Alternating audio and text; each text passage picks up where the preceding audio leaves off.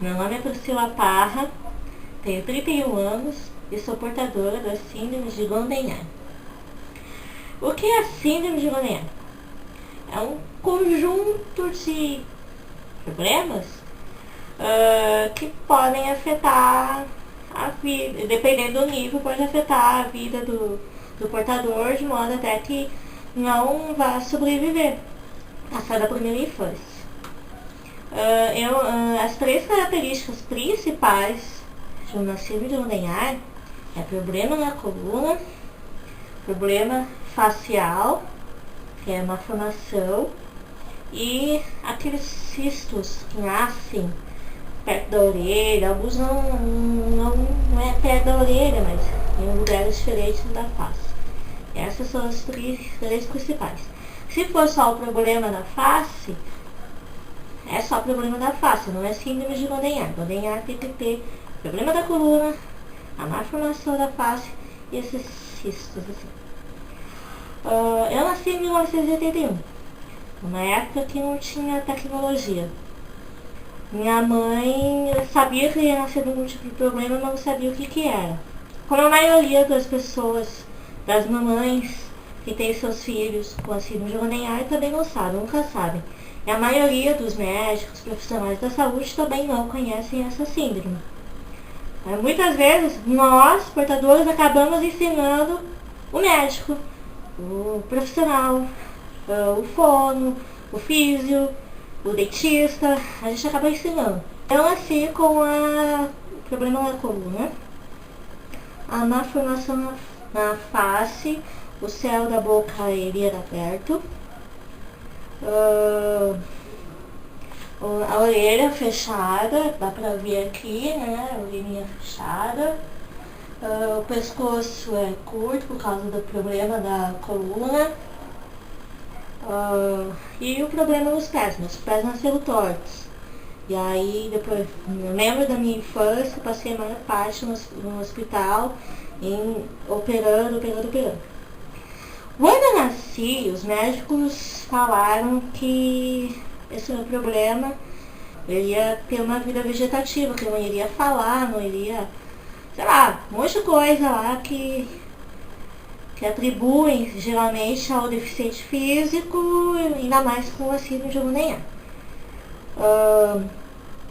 Então eu ficava falando pra minha família que eu ia morrer, que era pra viver a vida, que eu ia morrer, não ia adiantar fazer nada, que eu ia morrer. Só que minha família não aceitou muito bem isso. Eles foram atrás procurar dar uma qualidade de vida, ao mesmo tempo que meio que tinha aquela coisa de que eu iria morrer a qualquer momento. Mas estamos aqui, né? 31 anos de vida. Durante a minha infância, eu lembro que eu precisei ir muito nos médicos. Os médicos quebravam meus pés na tentativa de deixá-los retos. Mas não era bem isso que deixava, né? Na verdade, eram os ossos do pé, dos pés, que eram tortos e precisaram ser retirados. Isso aí foi, vou chamar o Dr. Nato. Nem bem lembrar. O médico que cuidou durante a minha infância todinha foi o Dr. Zambo Stati. Ele é especialista em síndrome de Down. Ele é ótimo, ele é um dos melhores, é o que sabe tudo, praticamente. E quase não tem médico que conheça a síndrome de Gondenheim, são poucos, se contam nos dedos. E ele é um desses. A síndrome de Gondenheim, ela não tem uma causa específica. Aliás, eu acho que não tem nem muita pesquisa sobre isso para saber se é genética, se é algum trauma, radiação, poluição, se é falta de alguma vitamina, se é trauma, tipo, a mãe bateu a barriga, um determinado período da gestação, não sabe se iria gerar gêmeos, e aí não sabe, ninguém sabe o que acontece. Sei que existem poucos estudos em relação a isso. Eu li uma vez que na época da Guerra do Golfo, lá no Iraque, lá no Iraque, que depois da guerra houve um aumento acentuado de bebês com síndrome de Guillain-Barré. Eu não sei se tem essa relação, mas não tem nenhum estudo definido. A gente gostaria muito que as pessoas, os médicos, os profissionais, pudessem pesquisar, porque é tão ruim a gente ir no médico procurando respostas e quem acaba ensinando alguma coisa somos nós, porque o médico não sabe, o que é Guillain-Barré, o que é? Não sabem, não tem a menor informação. Então é muito chato isso. Você vai no médico, aí ao invés de te consultarem, eles chamam os outros colegas para ficarem te olhando. É muito ruim isso. Você sente a atração circense no consultório médico. Eu aprendi a falar, andar, ler e escrever tudo com 3 anos. Porque eu falava nham, nham, ai, eu falava não. Minha mãe nunca me entendia. Tanto é que sempre comento isso pra todo mundo, que eu lembro muito bem que uma vez eu pedi a Nescau pra minha mãe e ela me deu limonada. Tudo isso tem muito a ver. A não ser que tenham feito já Nescau sabor limão, deve ser, né? Uma sugestão. Aí minha mãe ela tava cansada de não me entender, né? E então ela começou a querer me ensinar a falar. Só que para poder aprender a falar, eu tinha que aprender a ler a boca dela. Só que eu não sabia ler. Então ela tratou de me ensinar a ler, automaticamente escrever. E aí eu lia os lábios dela e aí eu ia aprendendo a falar. Mamãe, papai, eu quero Nescau. Isso aí com 3 anos. Eu também aprendi mais ou menos a andar com 3 anos também, porque eu nasci com os ossos pesados. Minha mãe não aguentava ficar me segurando.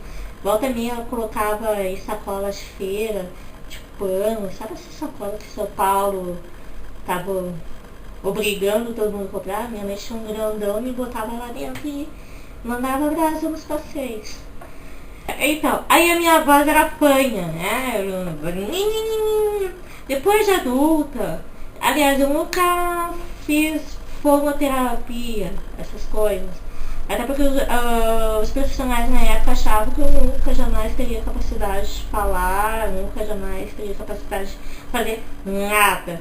E minha mãe me ensinou a falar, minha mãe me ensinou a fazer tudo, então aí eles olharam assim, tá, então já aprendeu a falar, tá bem.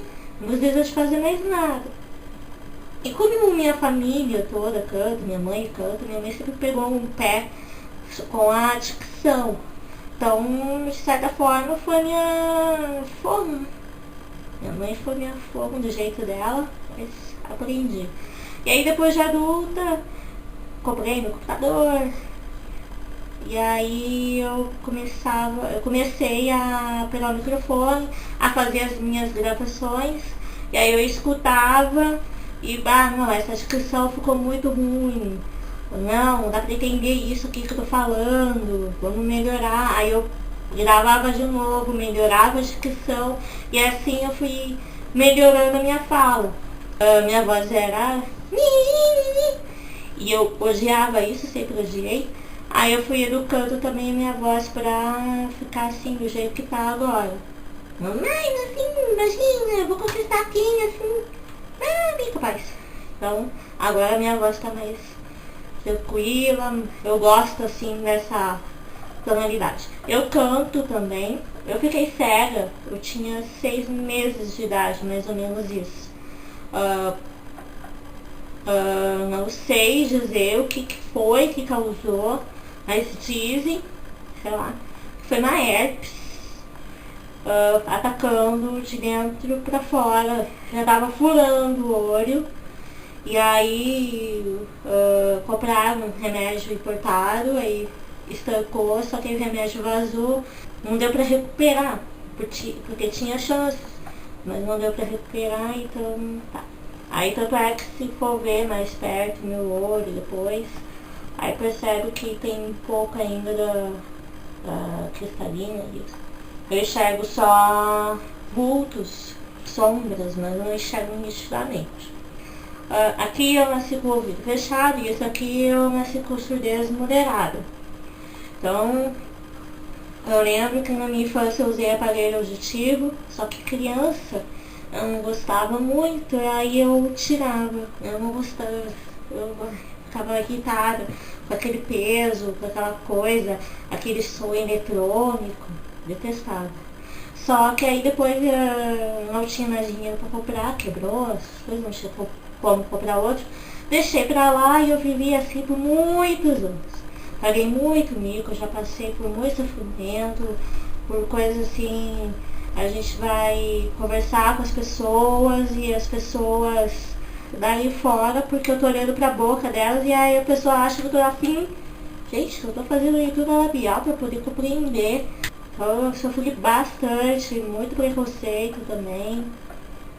E aí agora, depois velha, 31, eu consegui o aparelho auditivo pelo SUS, aqui no Rio Grande do Sul, graças a Deus. Agora eu posso escutar as pessoas, posso escutar tudo, barulho de ventilador, coisa que eu não escutava nunca. A síndrome de Gondenhar, ela pode atingir as pessoas de vários níveis, tá? Tem gente que nasce tão afetado que realmente acaba morrendo por complicações.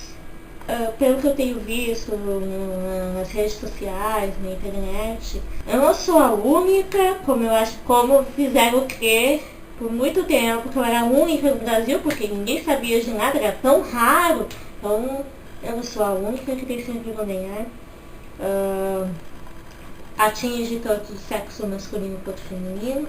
Aparentemente atinge mais feminino do que masculino. Filhos, uns profissionais acham que se eu quiser ter filhos, 50% de chances de nascer com os mesmos problemas que eu.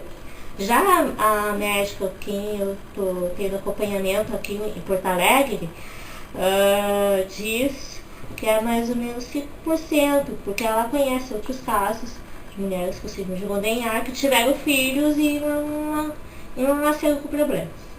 A síndrome de Gondenhar, ela só é física, ela não é mental.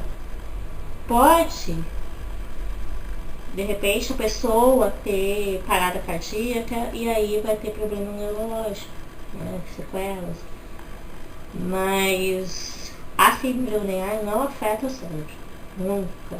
O cérebro é 100%, as pessoas são plenamente capazes, plenamente conscientes, só tem problema físico.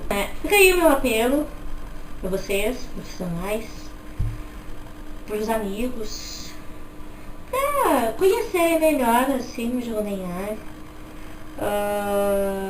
E quem sabe assim incentivar pesquisas para nos ajudar, porque a gente precisa muito, a medicina, sei lá, os médicos, os pesquisadores, parece que não tem muito interesse em síndrome de Gondenhar. É só síndrome de Down, síndrome de Down, síndrome de Down, síndrome de Down. Não é ciúmes, mas é que a gente também precisa de obter conhecimentos, saber o que a gente pode evitar. Tem como evitar? A gente quer saber. Por exemplo, os fonos podem aprender melhor como é que faz tratar uma pessoa com síndrome de Gondenhar, como é que vai fazer, melhorar a respiração dela, a fala dela. Claro, de todos os seus pacientes, mas o Gondenhar é um pouco mais atencioso, um pouco mais de dedicação, por causa desse problema na face, acaba acarretando uma gravidade maior. Então, fica aí esse meu apelo. Espero ter ajudado, espero que todos estejam acordados. E qualquer coisa, é só pedir para entrar em contato comigo que eu vou responder com o maior prazer. Abraços, até mais!